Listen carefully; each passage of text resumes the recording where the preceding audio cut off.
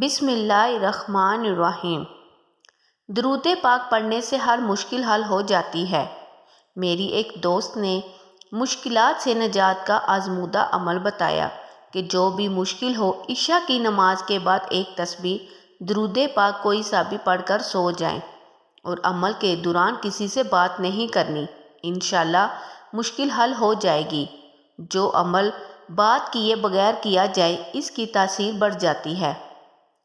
عائشہ voice کے بہن بھائیوں، آج ہم خواتین کے حقوق کی بات کریں گے۔ قرآن مجید میں اللہ تعالیٰ نے ارشاد فرمایا، عورتوں کے ساتھ بھلے طریقے سے زندگی بسر کرو، عمدہ طریقے سے زندگی گزارو۔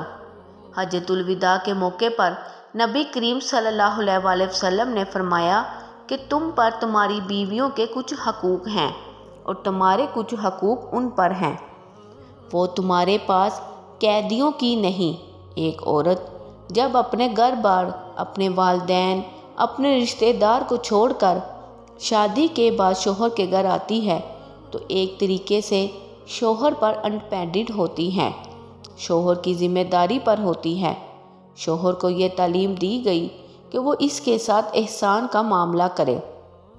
اس میں سب سے پہلے یہ ذمہ داری آتی ہے کہ وہ بیوی پر خرچ کرے، بیوی کے نان نفقہ کا ذمہ دار ہو۔ قرآن مجید میں سورۃ النساء میں اللہ تعالیٰ نے فرمایا کہ مرد عورتوں کے ذمہ دار ہیں۔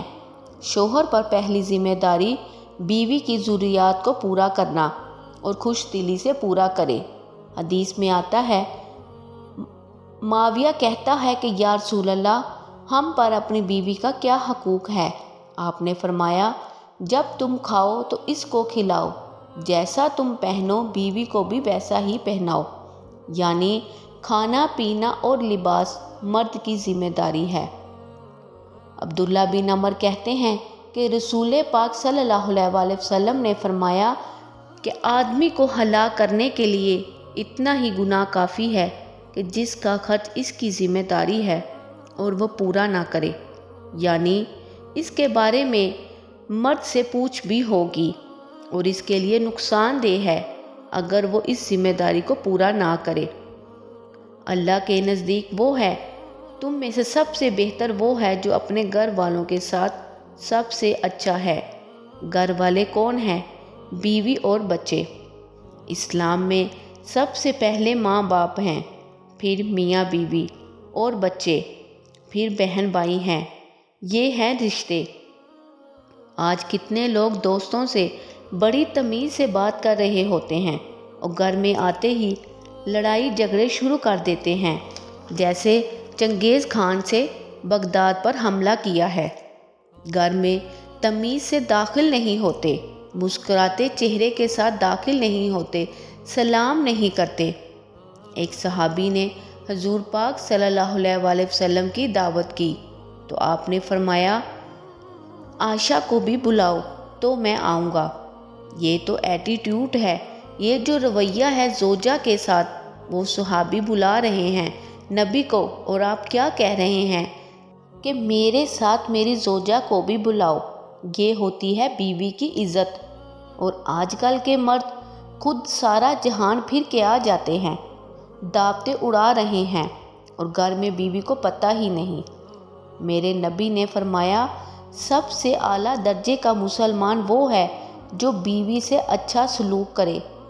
آپ نے فرمایا، عزت دار شریف بیوی کو عزت دے گا اور کمینہ آدمی بیوی کو ذلیل کرے گا۔ کمینے کا لفظ میرے نبی کے الفاظ تھے۔ نبی نے فرمایا، میں کمینہ بن کے نہیں رہنا چاہتا، عزت والا بن کے رہنا چاہتا ہوں۔ میں اپنی بیوی کو عزت دے کر رہنا چاہتا ہوں۔ اور بیوی کو فرمایا کہ اگر میری شریعت میں سجدہ ہوتا تو بیوی سے کہتا کہ اپنے شوہر کو سجدہ کرے، لیکن زیادہ احادیث آیات عورت کے حقوق میں ہے کیونکہ وہ کمزور ہے، پستی ہے، زیادہ ماں کے روپ میں، بیوی کے روپ میں بہت حق تلفی ہوتی ہے۔ قرآن بھی اس کو زیادہ ہائی لائٹ کرتا ہے۔ قرآن مجید میں بھی سورۃ النساء موجود ہے عورتوں کے بارے میں، بیوی کے بارے میں مرد کے لیے کوئی آیات سورت نہیں۔ خامد اور بیوی کا رشتہ ایسا اعلیٰ شان رشتہ ہے کہ اللہ تعالیٰ نے اس کے لیے سینکڑوں آیات نازل کی۔